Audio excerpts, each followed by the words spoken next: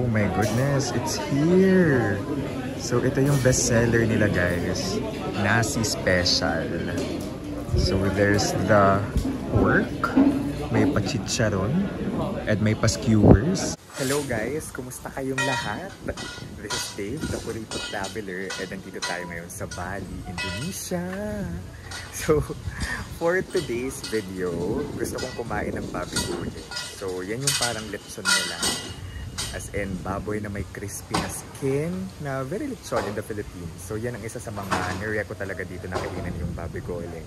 Tapos magaan tayo. Here from Canggu, nasa Seminyak siya. Sinerge ko, it's one of the best, if not the best, baboy gulay dito sa Bali. Okay, ito natang try ko.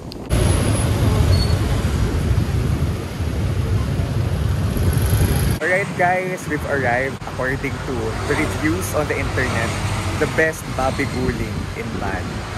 So, dito po sa Seminyak guys. So, Seminyak is one of the touristy areas here in Bali. Okay. Warung baboy guling Pakmalen. So, yung warung guys, it's like the local eateries or like the karinderias in the Philippines. And guys, kung kayo ay magbabali or mag-travel in the Philippines or abroad, you can book your activities and hotel via Klook. And you can use my promo code para maka-discount kayo sa inyong hotel and activities. Okay? So guys, late lunch na to. So this really looks like a karinderya guys.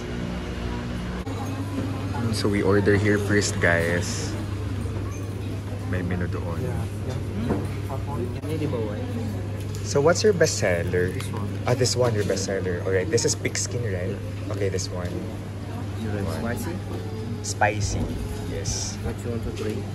So we ordered their best seller, Nasi Special. This is 40,000 IDR. Pero yung total niya ay nasa 44, may extra charge. I'm not sure if this is service charge or yung VAT. Pero, ayun, 44,000. So around 150 pesos. Which is okay na kasi ang nakita ko ang dami. Ang dami ng ano. Sa picture ang dami ng serving. And we can eat. Oh my gosh, the famous baboy guling. Can't wait to eat the yung crispy na skin ng baboy. Alas 2 na guys ha, pero tingnan nyo ang daming tao. For sure, mas maraming tao nito kapag lunch.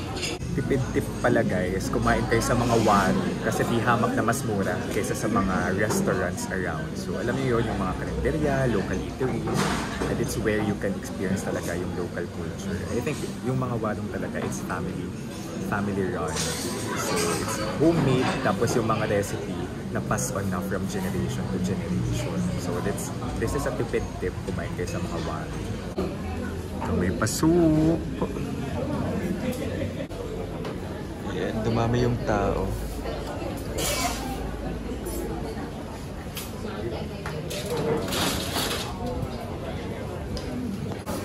Oh my goodness, it's here!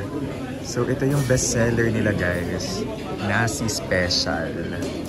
So there's the pork, may pachicharon, and may pa-skewers, and ano to, para siyang bacon. Yeah. And may rice. And then, ito, yung pa-free ano nila, soup.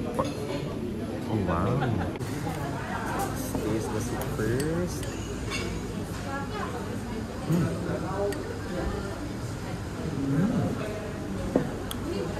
Balat-alat.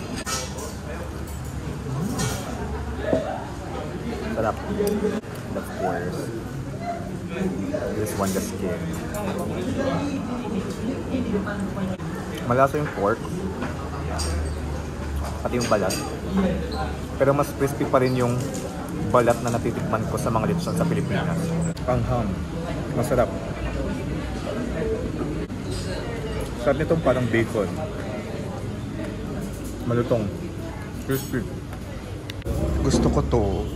Crispy. Pero guys, ang anghang. Sarap. Pero ang anghang. Ubus guys. Medyo nag-pacing tayo kasi ang anghang, napaluwa ako sa sobrang anghang. Yung maanghang nila, di ko carry. Kaya beware of the spiciness. Alright, so it's 3 PM and may mga nakapila pa rin guys dito sa baboy guling Pakmalen. So, ang sarap, pero grabe yung anghang. Hindi ko kineri yung anghang. So, I had to pace and I finished my water talaga. Naubos ko talaga yung tubig ko. Hindi ko kineri na naluwa ako. Pero ang sarap guys. Lalo na yung yung skewers. Tapos yung balat. Nag-expect ako ng very crispy. Pero saks lang. Although may lutong naman. Pero iba pa rin yung balat na natikman ko sa Philippines. Or baka iba lang yung natapat sa akin ngayon. Pero again, ito daw yung best na yung most famous and the best daw according to the reviews on Google na Bobby Gorling place here in Bali. So that was quick. So sana guys, okay, nadala ko kayo kahit papaano dito. Na-introduce kayo sa isang food or sa isang dish na dapat ninyong matry kung bibiyahe kayo dito sa Bali, Indonesia. So here from Bali, guys, last day na natin tomorrow and I really enjoyed, you know, exploring Bali, exploring the different dish. Mamimiss ko ang Bali. Pero ayan, i-maximize natin yung mga nalalabing araw natin dito, nalalabing oras natin dito sa Bali. So this is Dave, the Kuripot Traveler, and guys, let's live our best lives. Bye-bye!